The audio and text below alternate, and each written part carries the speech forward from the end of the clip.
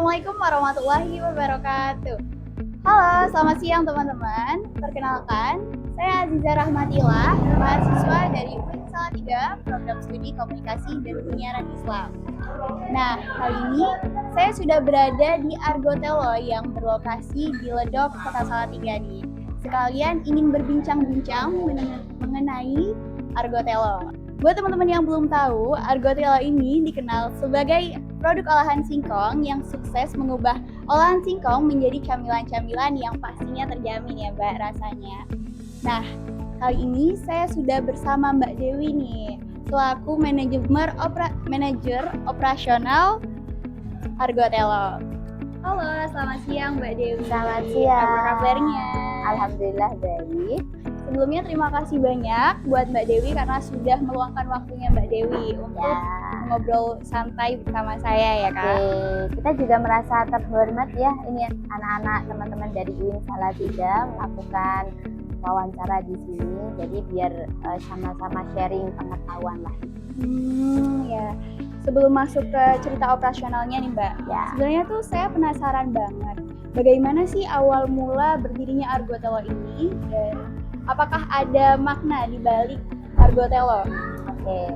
Oke, kalau Argotelo sendiri kita berdiri pada tahun 2016, di mana awal mulanya saat itu kita ikut kebetulan pemiliknya namanya Bapak Tony Anandia Wicaksono.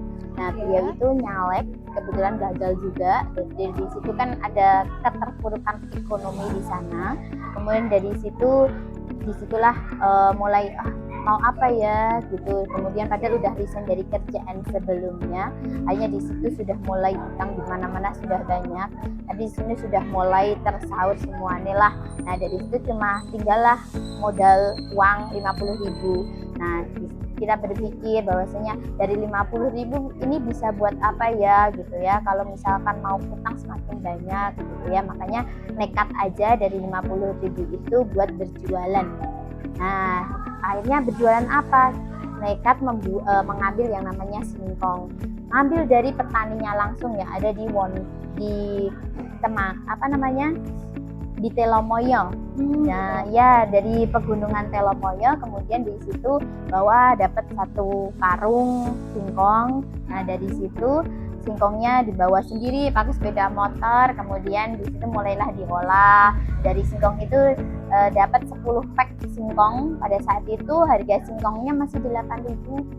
Nah ya, terus brandnya juga belum ada lah saat itu. Tapi di situ kan, udah enak nih secara rasa. Kemudian jualinnya gimana? Pertama kali jualan itu malah keluar masuk bis atau ngasong.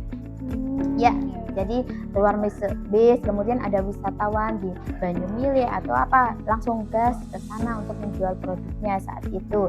Nah, di situ lah mulai berpikir bahwasanya kalau kita menjual produk seperti ini, ya udah nanti lama nih jualnya, kemudian tanpa brand juga nanti harganya akan murah. Di situ kan mulai membuat apa ya nama yang pas buat Argotelo sendiri. Nah, kemudian adalah setelah diskusi dengan keluarga dapatlah namanya Argotelo. Argo yang berarti gunung, telo yaitu pegunungan yang menghasilkan telo, dan kemudian bisa tujuannya dinamakan Argotelo itu biar bisa usaha ini bisa muncak seperti gunung seperti itu.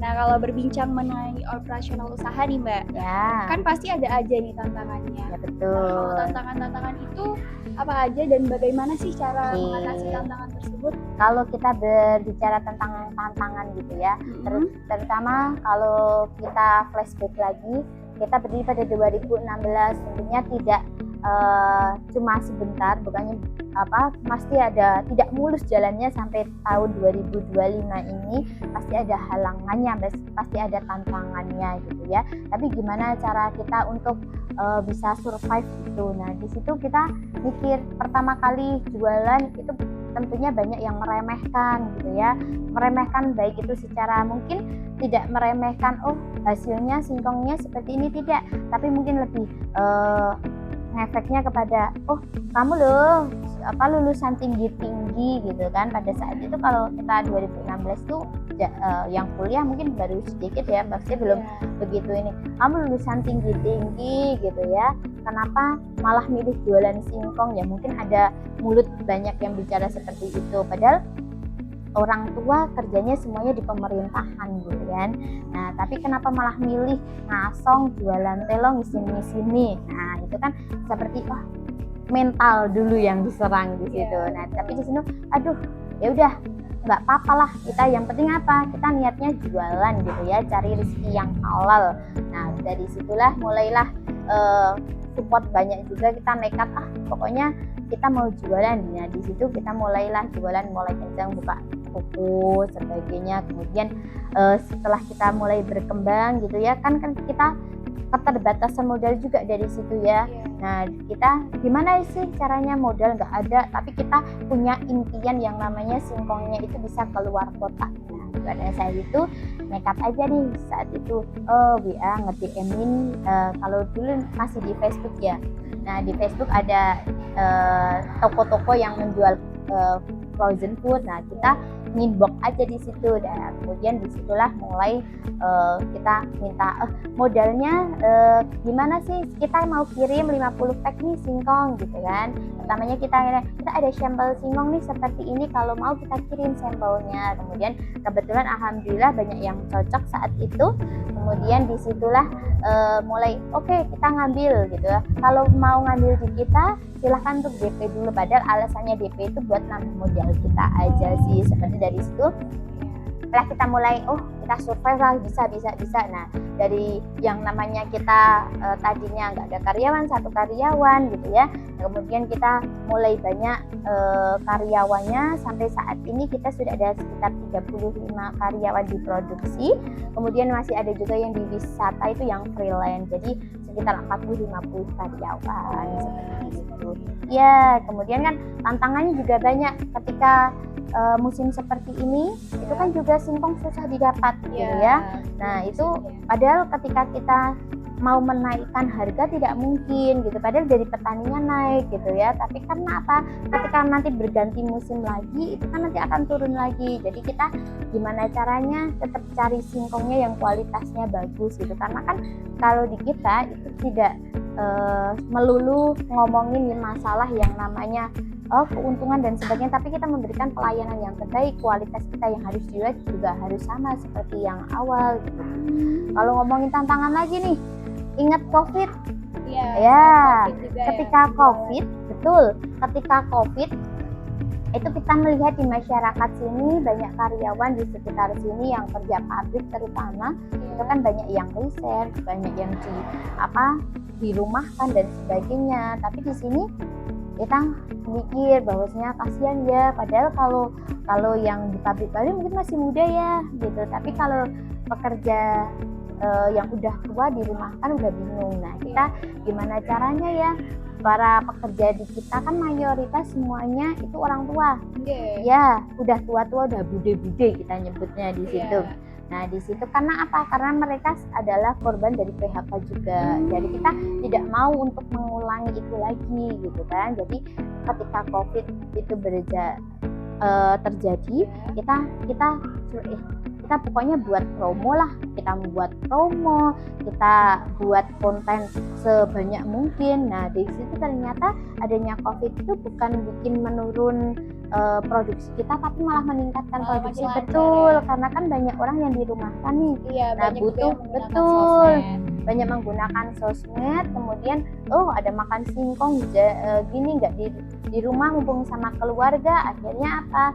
Banyak orderan yang masuk seperti itu. Jadi ketika COVID emang toko kita full semuanya tutup, tapi ketika diproduksi kita tetap masuk tapi menggunakan protokol yang ada seperti itu.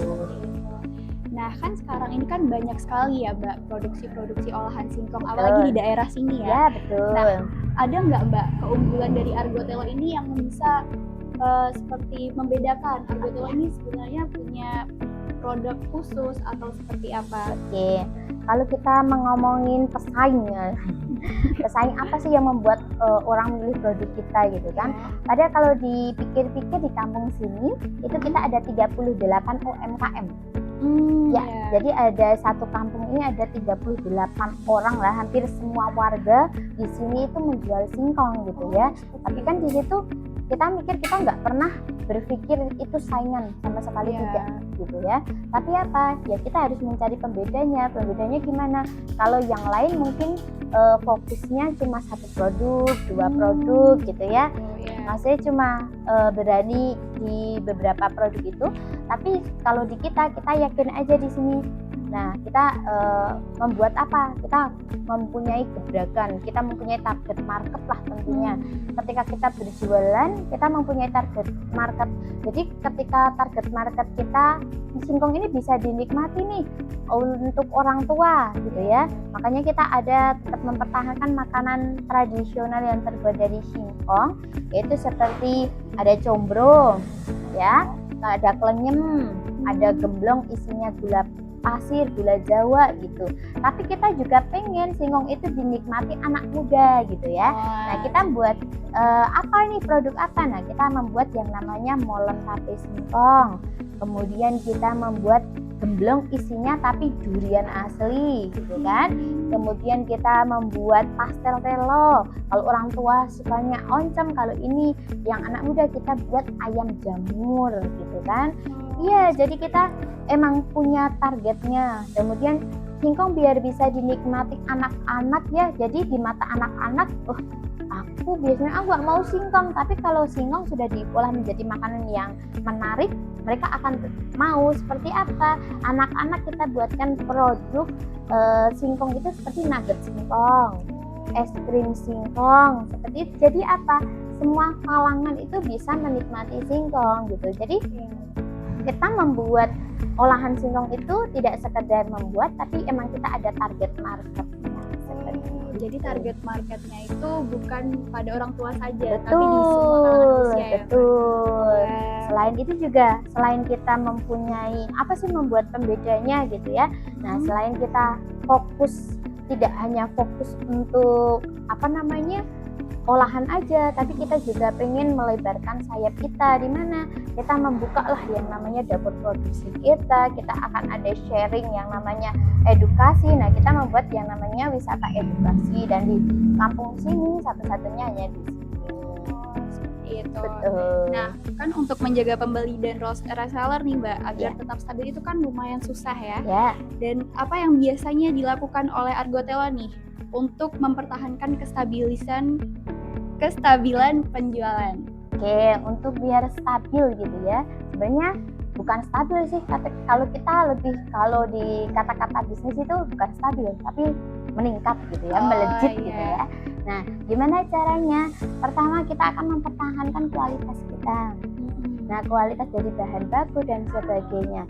Jadi ketika kita dari awal itu penjualan emang standarisasinya, jadi kita kan udah ada SOP-nya ya. Ketika kita produksi, kita mempunyai SOP-nya dari kualitas dan sebagainya. Dari di situ kalau kita kadang itu banyak wirausaha di mana mereka sudah tinggi tapi menurunkan kualitas.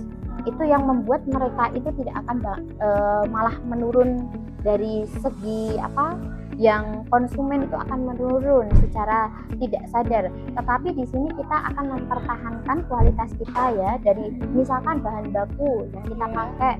Kalau standarisasinya dari situ emang ukurannya segini, kita akan pakai segitu gitu ya. Dan kemudian yang umurnya harus 9 sampai 12 bulan. Nah, itu kan standarisasi dari bahan baku. Kemudian dari bahan-bahan seperti minyaknya, kalau di kita emang minyaknya itu setiap hari ganti gitu ya.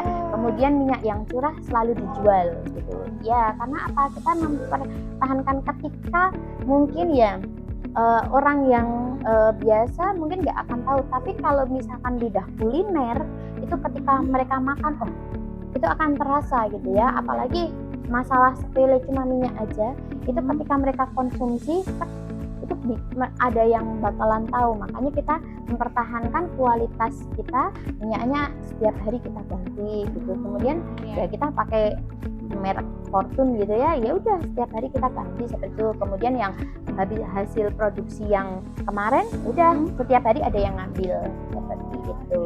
Jadi teman-teman kebersihannya di sini udah terjamin. Betul. Ya, Selain itu juga kita selalu meningkatkan. Nah, makanya kita padahal yang namanya frozen food, frozen termasuk kan produk kita frozen ya yang basah.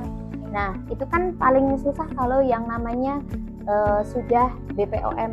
Nah, makanya kita di situ gimana caranya kita meningkatkan kualitas kita dari perizinan gitu kan. Nah, kita daftarkan juga produk-produk kita untuk sudah halal tentunya. IRT jelas sudah ada, kemudian sudah halal dan juga sudah BPOM. Ya, satu-satunya di kampung ini yang sudah BPOM. Masya Allah. Nah, kalau boleh tahu nih Mbak, produk-produk Argotelo ini sudah didistribusikan ke mana saja ya? Oke, kalau untuk distribusinya kita hampir seluruh ke Indonesia ya. Betul, karena produk kita itu setiap hari keluar kota.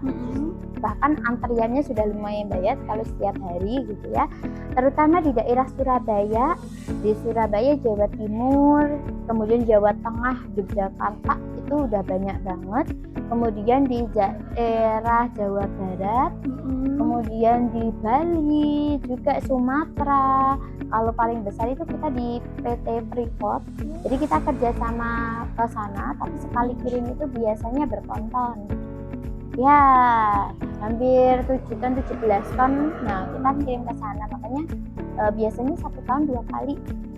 Betul, jika biasanya di musim Natal sama di musim Lebaran gitu ya. Oh, itu lagi rame-ramenya. Betul, jadi sekali kirim itu kita nyewa 1 kapal feri yang freezer yang ada di Semarang. Jadi produk kita itu setiap hari kita bawa ke rumah freezer yang ada di Semarang, karena tidak mencukupi kalau misalkan di freezer di sini kan harus keadaannya harus benar-benar beku kan gitu. Meskipun kita tidak tanpa pengawet dan juga pemanis buatan dan sebagainya, jadi bahan-bahan yang kita pakai kan juga berkualitas kan. Nah, kita emang dan bisa awet itu karena suhu freezer aja seperti itu.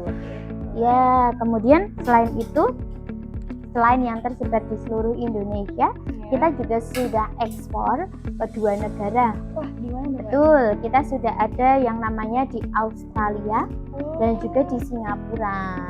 Ya. Transitnya itu seperti apa, Mbak? Nah, kalau ini saya jelaskan dulu ya. Jadi kan kita bekerja sama buyer lah jadinya. Jadi produk kita bisa ke luar negeri seperti itu. Nah, itu hampir yang di Aussie itu setiap bulan awalnya kita kirimnya pertama itu 2 bulan sekali, kemudian 1 bulan sekali. Nah, untuk sudah mulai dari bulan Juli Agustus itu sudah sebulan 2 kali. Ya betul, padahal sekali kirim itu sekitar 500 pack gitu. Lumayan ya di Australia, kemudian di Singapura juga. Nah, terakhir nih Mbak Dewi, dari sisi operasionalnya sendiri itu, apakah ada inovasi nih yang sedang disiapkan untuk kedepannya agar Argotelo ini semakin berkembang? Nah, tentunya ada ya. Kita adanya produk baru nih.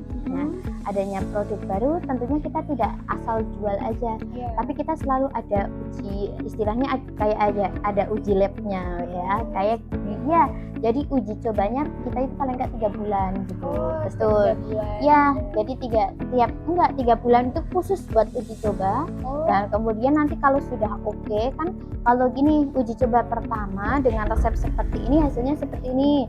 Kemudian uji coba kedua, ini yang dikurangi dan ditambah gitu. Jadi ada beberapa step kita bisa melakukan uji coba itu, dan yang benar-benar sampai benar-benar rasanya pas. Nah, dari situ kan uji cobanya cukup lama, karena apa? Semua harus mencoba dan memberikan kritikan seperti itu.